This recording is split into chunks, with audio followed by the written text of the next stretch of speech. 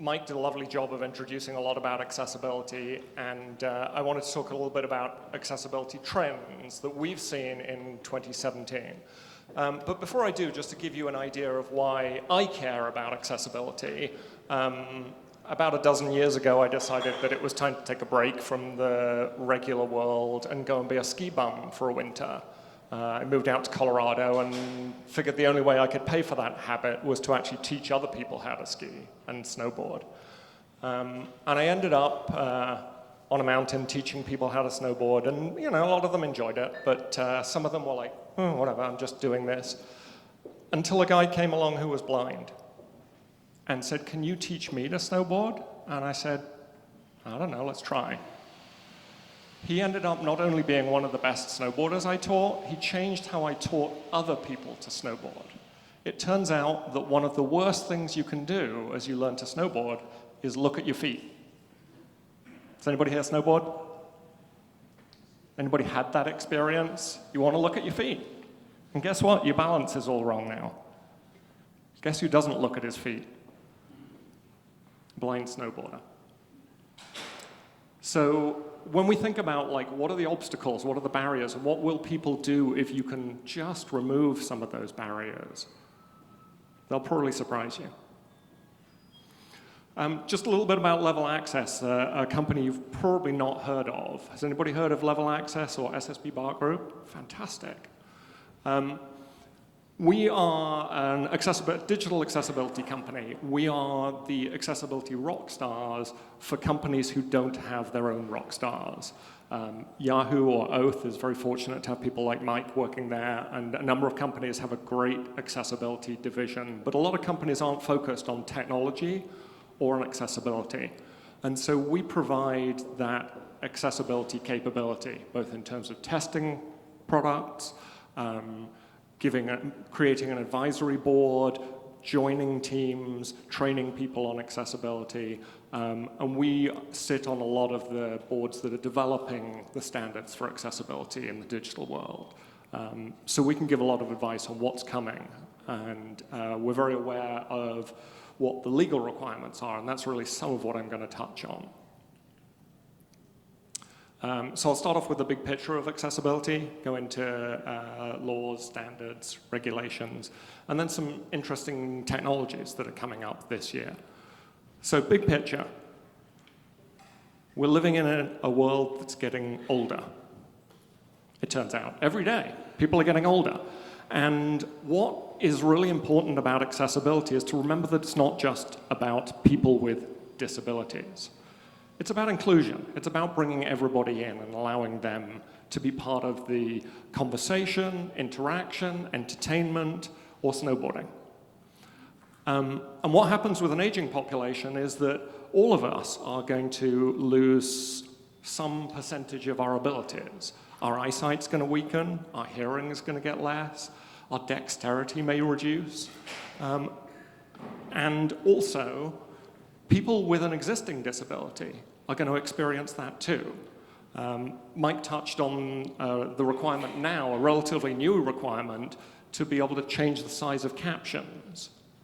There are so many people who've got used to watching captions because they have a hearing issue, who are getting older. And suddenly seeing those captions is an issue. They need to be able to make them larger. They need to be able to change the contrast on them. So that's really part of that idea of, well, what about multiple disabilities, and particularly things that we don't even call disabilities that come with aging? So global population, 7% in 2005 was over 65 years, 16% by 2050 will be over 65. So it's a huge audience that you're excluding if you don't think about accessibility as something that includes people who are aging. But then we've got the other end of the spectrum age-wise. Gen Z, people born between 1998 and 2016, who, as we know, are huge users of technology and particularly of mobile devices. Generation Z users use an average of 5 screens in their lives. So we're talking mobile devices, we're talking laptops at home, a school machine, compared to millennials or Gen X who used significantly fewer screens. So screens are so much more part of people's lives. And the mobile market is exploding. And I think in the US, we maybe don't understand quite how much that's the case. Globally, it's expanding even more quickly than in the US, because there are countries that just don't have the infrastructure that the US has. And so mobile devices are the only way to connect to the internet. The figures here are astounding. In 1995, 1% of the population used a mobile device. 2016, about 70% of the population uses mobile devices. It's just going to keep growing. And mobile data traffic is growing 10% quarter on quarter, or 50% per year. So massive growth in mobile devices. But what a lot of people don't necessarily appreciate when they first think about it is that mobile devices are being used a lot by people with disabilities. We see a lot when we're working with industrial partners of people who'll track. They have a lot of analytics of how many of our users are using a mobile device, how many of our users are using a particular browser on their desktop machine. And those analytics don't give them any clue of how many of those users are people with disabilities. And so they assume that they're just lumped in as a general feature, rather than seeing the analytics that say VoiceOver is the third most prevalent screen reader. People who are blind are switching over to using their mobile devices to access content because they prefer that screen reader, for example. So huge switch over to mobile devices, particularly for people with disabilities. And of course, advanced communication, social media, actually provides ways for people with disabilities who may be, because of their disability, more isolated from their communities, from their environment, because of mobility issues, because of communication issues. People can connect online to people that have a similar disability, but also to people who may not even realize that they have a disability. And that's a really huge advantage. And that's where mobile platforms with access to social media and then video becomes video and still images. Instagram, Snapchat, these are all becoming incredibly a major way of communicating for people. And then also for e-commerce. So many of our clients who sell online are moving so much of what they do onto mobile devices, but onto multiple clients. So does it work on an iPhone, does it work on an iPad, and does it work on a desktop? Can you purchase in those different environments? How can you tie that together so that it's an experience where when you go into a store, it's an integrated buying experience, and it's an integrated buying experience that can tie into helping somebody with a disability who maybe can't see exactly what they want, can't easily navigate to where they want to be, can understand what the obstacles are and get around some of those obstacles. So what are the laws and regulations, and why are people making their sites accessible? So really a big one is the UN Convention on Rights of Persons with Disabilities. This is a huge global initiative. 172 states have ratified it. 15 are signatories. And this really impacts all of the countries that are looking at how does technology fit into our society. Here in the US, the big one that people have heard about, have people heard of Section 508? Show of hands. A few. And who's heard of WCAG? Right, a similar number. So Section 508 is what applies if you're selling to the federal government. It's also used by state and local government, but it's specifically a federal requirement, and it's actually a purchasing requirement. It's when you buy a piece of software or a piece of other information and communication technology, it needs to be the most accessible one that is available. So accessibility has to be included in that purchasing decision making. It's not the only part of it, but it's a part of it. And so vendors who are creating information and communications technology, everything from printers to telephone systems to websites to documents, care about Section 508 as they sell into the government. But the Section 508 standard is pretty old. Does anybody know how old it is? It's the 508 was, I believe, codified in 2001. The standards that we have right now for websites. But WCAG came out 10 years later. WCAG came out in 2011. And WCAG really drew up some standards which were specifically testable, ways that people can actually verify that, do we comply with this requirement? And it really broke it out in a much more systematic fashion. And so the Section 508 refresh has become a big thing this year because it passed right at the beginning of this year, in January, and it goes into effect fully in January 2018. And it seeks to synchronize those two standards, Section 508 and WCAG.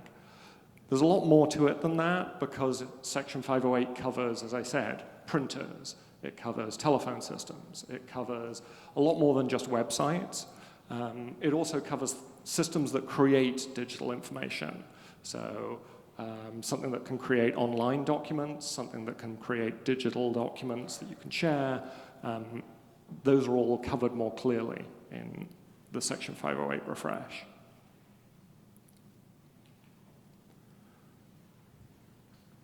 So a couple of notes on implementation. People often ask, well, am I suddenly going to have to rebuild all of my systems because Section 508 is coming? There is a safe harbor in it that generally exempts legacy systems. If they already complied and they don't get changed, it's a legacy system, it's still compliant. It doesn't have to change for the new regulations.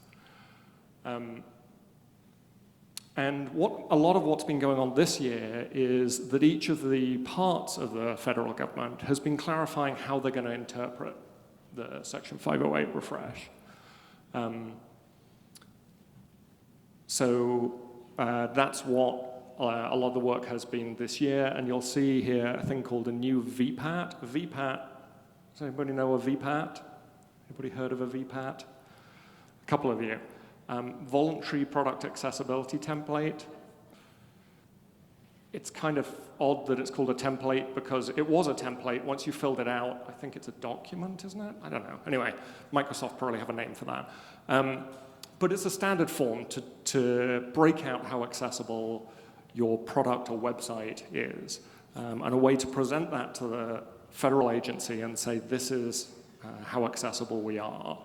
A lot of people think of it as a very black and white process. You either are or you're not. It's actually it's very hard and relatively rare to see people who can actually get to 100% compliant on the VPAT. Usually a well-written VPAT notes any issues, any minor obstacles, and ways to get around those.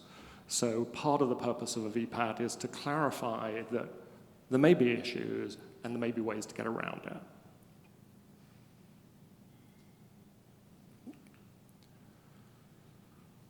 So just some general themes. As I mentioned, it's to normalize to WCAG 2.0 as the base standard for web, electronic content, and software, and to harmonize with other international standards. Section 508 was always just a US standard.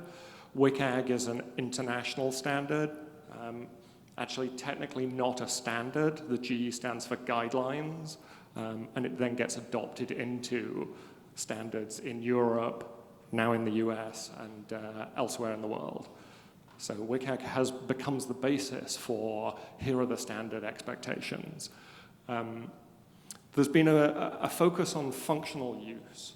So a big thing that Section 508 calls out, that WCAG doesn't specifically call out, because WCAG is a very technical standard or technical set of guidelines, Section 508 actually says, can this be used by somebody who's blind?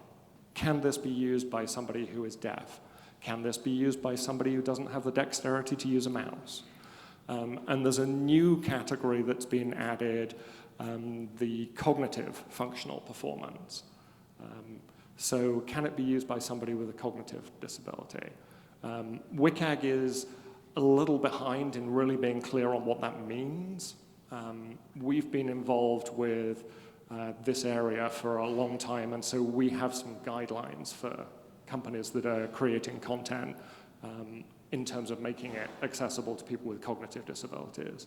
And WCAG is actually coming out with a revision, an update, WCAG 2.1, which will clarify some of the requirements around cognitive disabilities, but also be a little clearer in the area of low vision. WCAG 2.0 isn't great in terms of clarifying some things with low vision. Then there's some other technical areas, define assistive technology interoperability requirements. So does it work with your screen reader? Does it work with speech input like Dragon? Does it work with, so that you don't get into a situation where you're kind of going backwards and forwards. Is the problem with this website the website, or is it the assistive technology? And as I mentioned, there's clarification around things like authoring tools. So if you make a piece of software which creates content, that also needs to be accessible, and it needs to be able to create accessible content.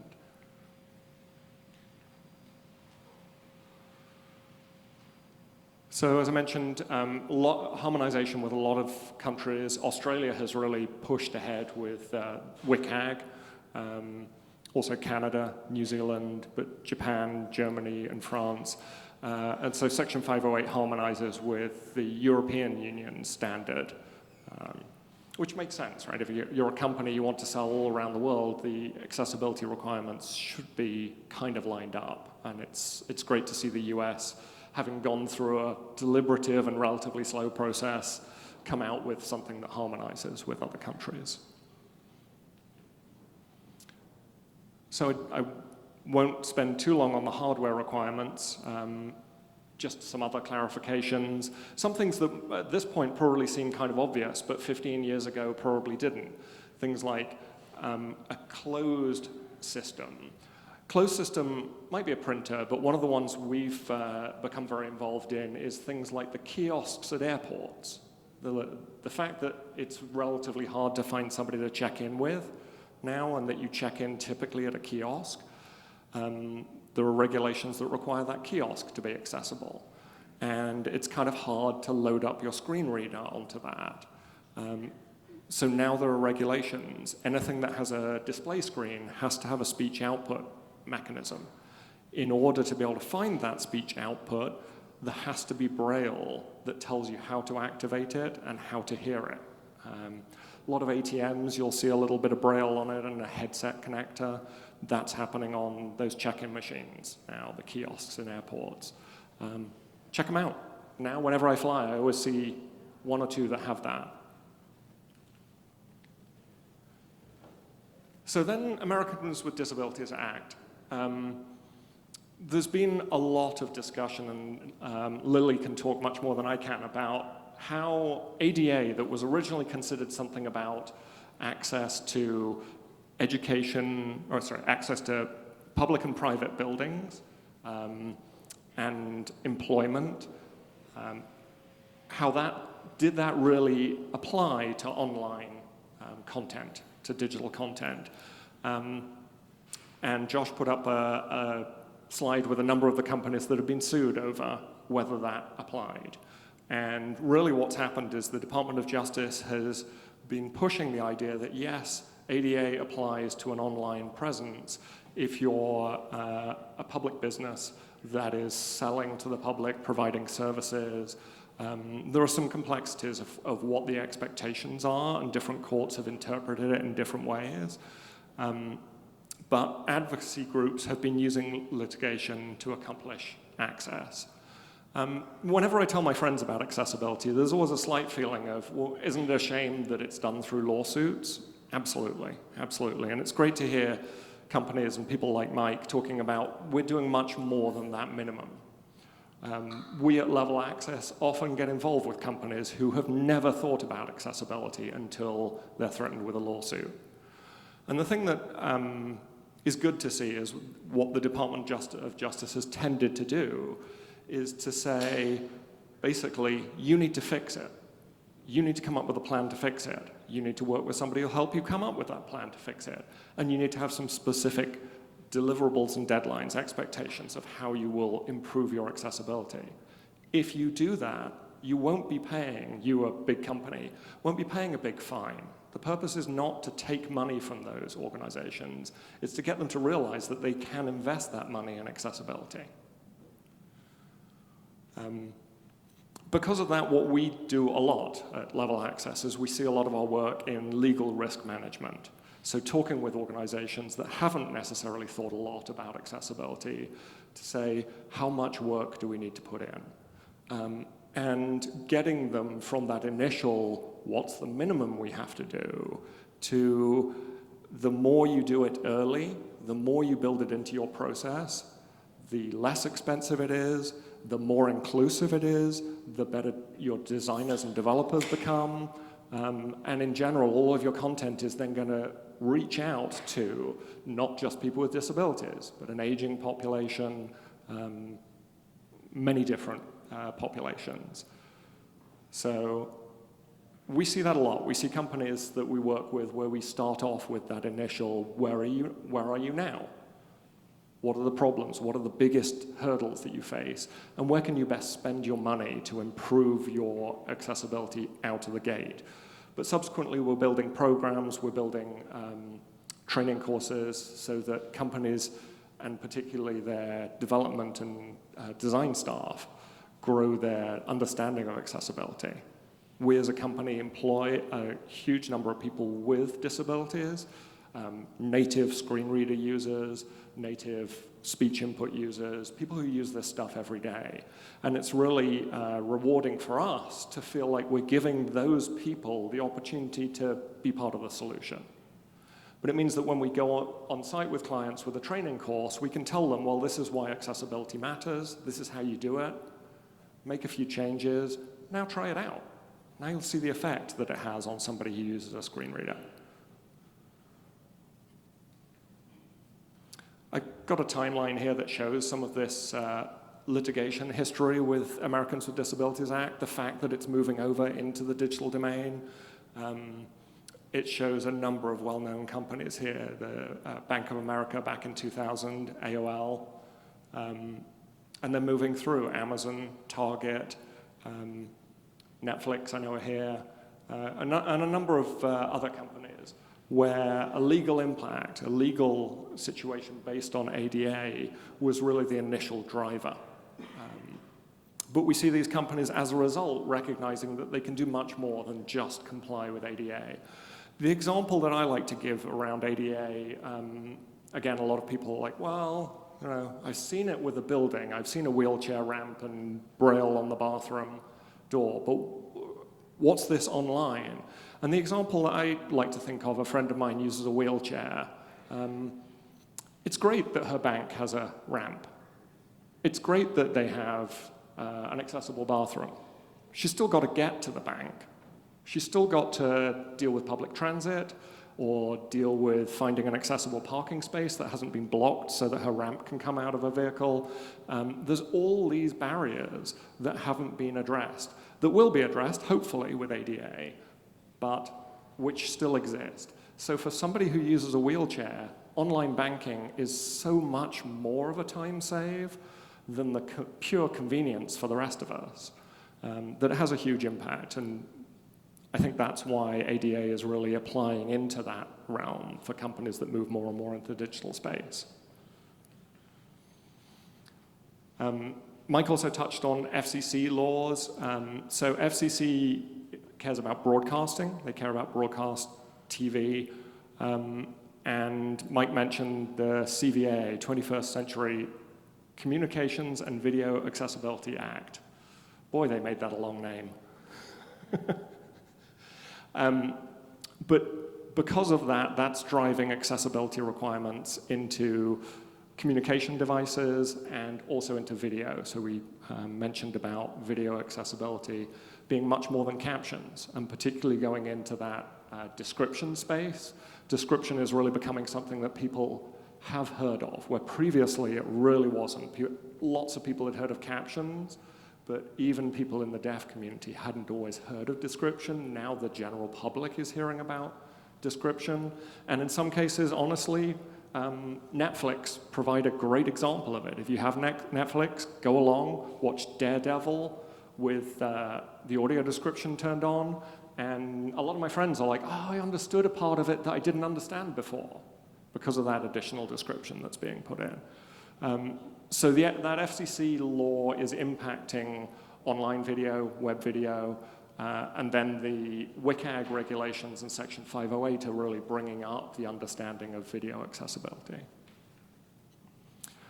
One thing I'm just going to touch on briefly, real-time text. This is something that the FCC is looking at right now. So an alternative to TTY. Does anybody know what TTY is? Yeah. Oh, yeah. Hear about it all the time. So real-time text is a new technology to allow text to be transmitted over IP. And from a technical point of view, what a great idea. But from a regulatory point of view, making sure you have interoperability, compatibility, Section 508 refresh specifically left kind of a bullet or an asterisk in it to say, we are going to bring in something around this. And that's going on within the FCC and the Disability Advisory Committee. I know we have somebody here involved with that. So changes are happening there that haven't been standardized yet entirely through legislation. But then there's this other law that I mentioned, the Air Carrier Access Act, ACAA, as opposed to CVAA. So many acronyms. But this really specifically prevents discrimination on the basis of disability in air travel. Fantastic. I mean, this is really great, right? Why shouldn't we be opening up air travel as much as we're opening up buildings, both public buildings and private buildings, banks, museums, government buildings, also travel. So final rule was published in 2013, effective December 2013, and we're seeing much more website accessibility coming in for airlines, so can you book a ticket online? And again, that's the WCAG requirements that standardize that. And we've been providing testing and consultation, which is also actually specifically a requirement. Did you test this? Did you work with people with disabilities? Or did you just, this looks usable? And that's a huge part, to actually really work with the people that are impacted and see what the kind of obstacles can be. Some of them are pretty obvious. An image on a website that doesn't have alternative text, so a screen reader can't read it out, that's a problem. But some of them can be more subtle. And then, as I mentioned, there's the air travel kiosks accessibility, and that's really changing, and I'm really excited to see how more and more airports now, as I travel, have at least one accessible kiosk, and essentially a screen reader built into them, but a very simplified screen reader, where a typical screen reader on a desktop PC uses the whole keyboard to navigate around and speak different things. Here you've got a very limited keyboard, typically, sometimes a touch screen.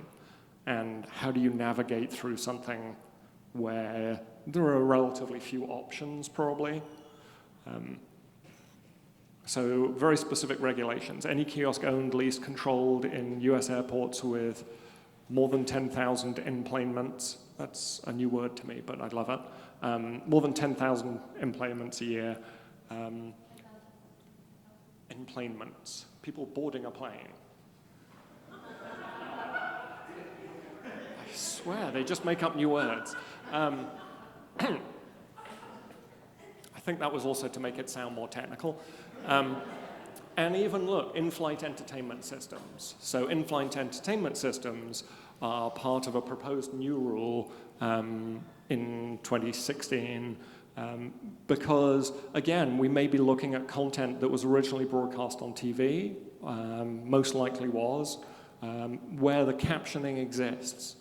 And it really only takes regulation to get that idea of, well, why not carry that captioning over into the in-flight entertainment systems? Same with description. If it already exists, it just takes some regulation to put it into the places where people can use it. I'm going to skip over this slide just in the interest of time, the European part. But some interesting new technologies to watch.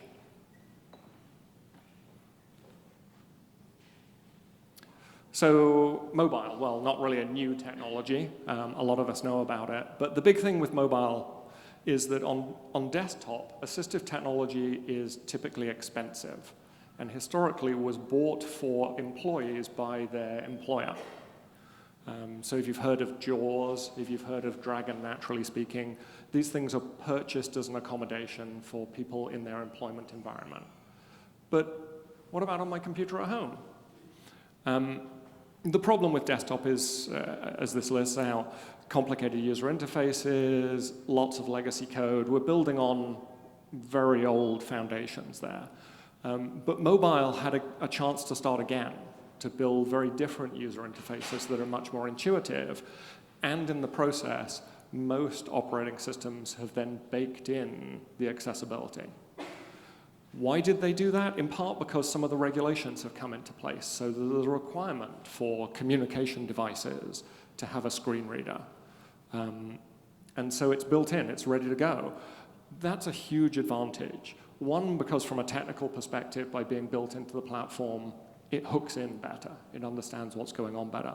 But two, and I've seen this specifically, it means anybody can turn on that screen reader. I can demo to you the VoiceOver screen reader on my iPhone. I can also demo it to a developer who says, I don't understand accessibility. Why isn't my app accessible? Let me show you, where it says button 1, button 2, button 3, rather than check in, go back, start over. So we can demo that so much more easily, and that really opens up accessibility. But it's still an area where developers are learning about it. So that is why a lot of people with disabilities are finding that a mobile platform is actually a more accessible platform. And in fact, there are some cases now where we're seeing vendors going to a multi-platform solution, where they have something like a printer or some other hardware device that isn't accessible, that maybe uses a touchscreen. Maybe it's a photocopier with a touchscreen, where you can use an app to control it.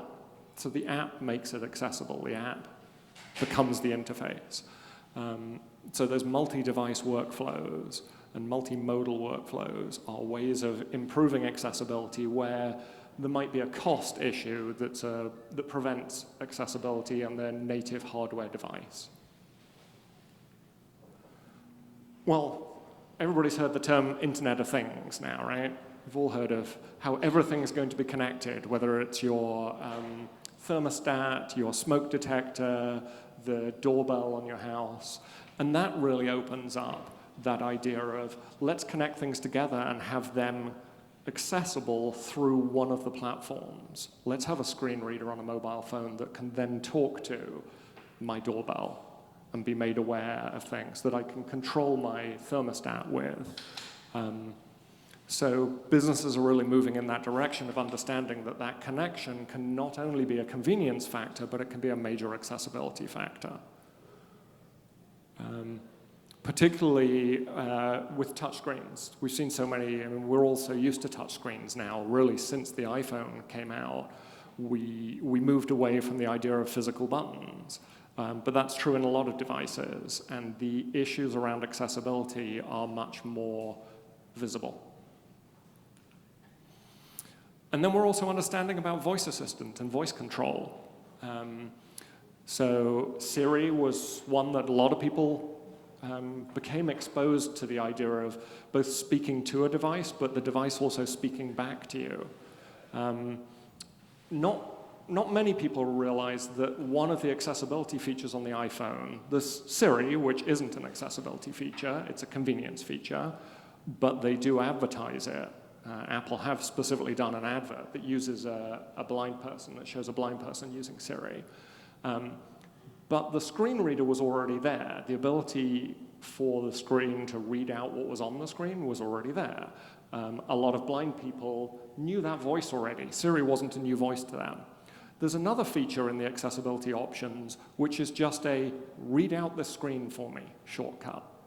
It's kind of a cut down voiceover. And frankly, I use it all the time because there are plenty of times when my eyes are busy doing something else, but I want a news article to be like the radio news, just read out to me. It's a great thing that you can do, and it actually makes you realize how often there can be some issues with a website that goes off and reads all the menus even though the menus aren't visible, or gets to an image and reads out some long string of numbers, which is the file name of the image. So the change from a tactile interaction to a voice interaction is opening up possibilities for certain people. And that's going to grow with things like the Amazon Echo, Google Home, new devices that you can speak to. But of course, that presents new barriers for people who have hearing issues and for people who have speech issues. So that's another area where things will change and you'll have different ways of interacting with devices. Most people know about responsive web design, so the ability to design one page which works just as well on your desktop browser, in Chrome, in Internet Explorer on your PC, as it does on a mobile device, and it just recognizes, this is a small screen, I'll present it in a different way. I'll cut out some of the content, lay it out differently. So that's great in terms of presenting functionality across multiple devices. We used to see cut-down versions of sites for mobile that were not equivalent, and so they wouldn't give people access on a mobile device. Responsive in general is better at that, but there are issues. So we push all of our clients. They need to be tested on multiple devices. Their websites need to be verified because there can be new obstacles. There are some great frameworks out there, but every framework is different, and the frameworks change very quickly. So we don't specifically endorse a framework, but we recommend that everybody doing development recognizes that thinking about accessibility, testing for accessibility, needs to be part of adopting a library, purchasing a library, the whole process of bringing something on board. And again, proceed with caution, test, test, test. Automated image description is another interesting thing that's going on, similar to the idea of automatic speech recognition, so the ability for blind and low vision people to describe what's in an image. Microsoft have one, Facebook are doing it, Apple has some going on. And it really does align with what we touched on earlier, the Gen Z communicating with images, communicating with stills, communicating with taking pictures of things. What is it that image is trying to convey, and how is that a barrier to people who can't see the content? But one final thing that we're very interested in that users with disabilities keep an eye on is this idea of autonomous vehicles. Whether it's Google's entry into it or Uber, we've seen a lot of regulation going on. We see a lot changing. As of 2017, no cars were permitted on public roads that were fully autonomous. I had to clarify this with my colleague who worked on this, and he said, there's a specific definition by the Department of Transportation of what fully autonomous means. All those Google cars that are driving themselves around, there's still a driver sitting in there, and they can take over at any point. So that is not considered fully autonomous. They know that there are going to be situations where the car's going to say, I don't know what to do. And in fact, there are situations where it'll just stop and say, I don't know what to do. So not fully autonomous, but we're definitely moving in that direction. The things that will open up for people with disabilities in terms of doing in-person banking or in-person meeting or getting around in general are huge. And a lot of the manufacturers, mostly car manufacturers, but other technology companies like Google, like Uber, are moving into this space. And that is going to have a lot of really interesting impact. But we're going to be asking questions. Is the app to summon this car accessible? Because wouldn't it be a terrible shame if it wasn't? If that was something that was going to be incredibly useful to somebody in a wheelchair or to somebody who's blind. And we have a little image up here that I hadn't seen before of a specifically wheelchair accessible driverless shuttle powered by IBM Watson.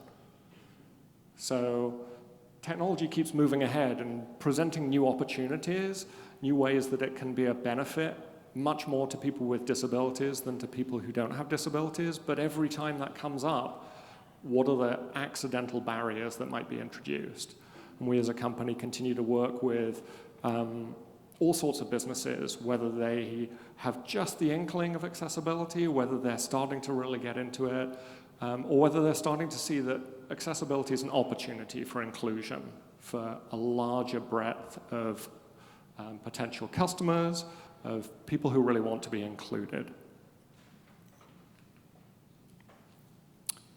That's my time. Does anybody have any questions? On the screen I have my email address. I'm Owen Edwards. My colleague Sam Yale presented this in San Francisco yesterday.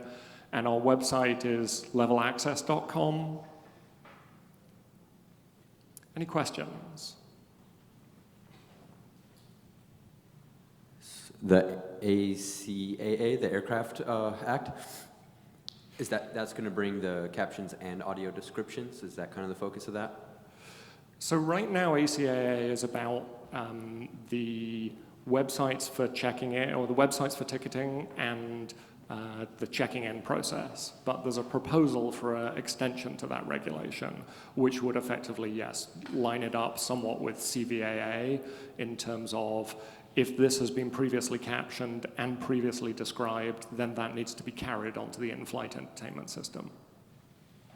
So that's a proposal right now. It's not part of the regulation. In this disability framework for accessibility, is it also multilingual or multicultural? So if the company had different countries, or Korean or Japanese, is able to also plug in the subtitles in that particular language for their population with disability? Right, that's a great question, and the line between internationalization and accessibility is a little confusing one. And so for people like, when Mike was talking about their video player, does it have captions in multiple languages? That really is something that is driven by the content provider, of how they're creating it, or potentially the platform service provider.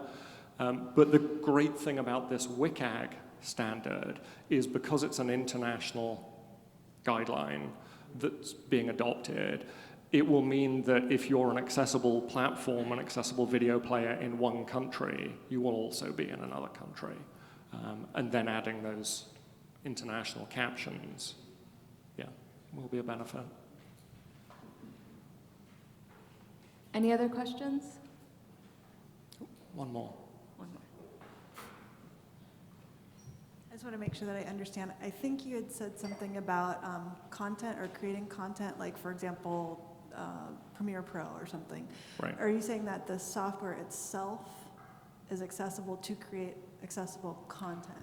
So both sides, yes. The program itself needs to be accessible, but it also needs to document its ability to create accessible content. So the classic example is Adobe Acrobat, right? Creating Acrobat PDF documents. Does that create accessible documents?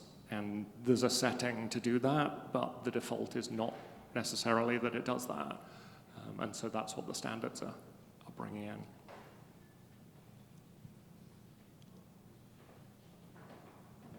You said something about the accessibility for the cognitive developmental disabilities. Mm-hmm. Can you talk a little bit more about that? Maybe autism or some of those other disabilities? Right. Yeah, that's a great question. It's a very interesting area and an area that has been underserved in terms of designing websites or content. Some of the big parts of it are reducing interruptions and distractions.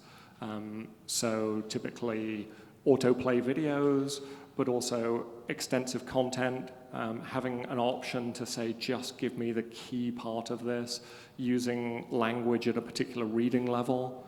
And another one is timeouts. So does it provide adequate time? And if there is a timeout on a website, like on a bank website, something that you have to log into, is there a mechanism to extend that timeout? And is it presented in a way that doesn't cause additional distraction? There's a tricky trade-off in there. One of the things that we see a lot with particularly commercial websites is that they're intentionally somewhat distracting, right? Advertising tends to try and draw your attention. And so having an ability, a mode for a website to say, I want those distractions reduced is a way to address that problem. You touched on this slightly, and it has to do with making images and I'll extend it, graphics available to non-sighted learners or non-sighted individuals. I deal with learners.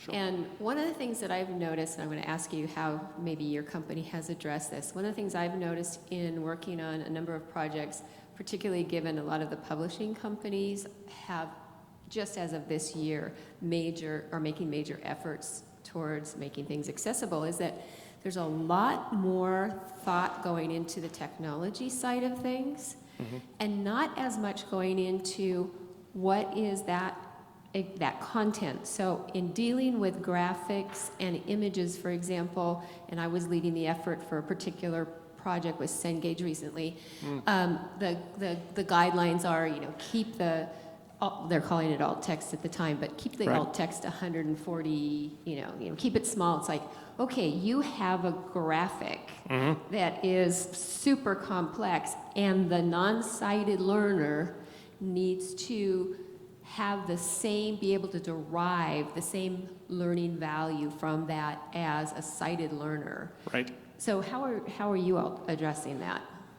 So we make a very specific distinction between graphics and graphs and charts, because those are really things that aren't easily described in, as you say, 140 characters. We're not tweeting about those ones.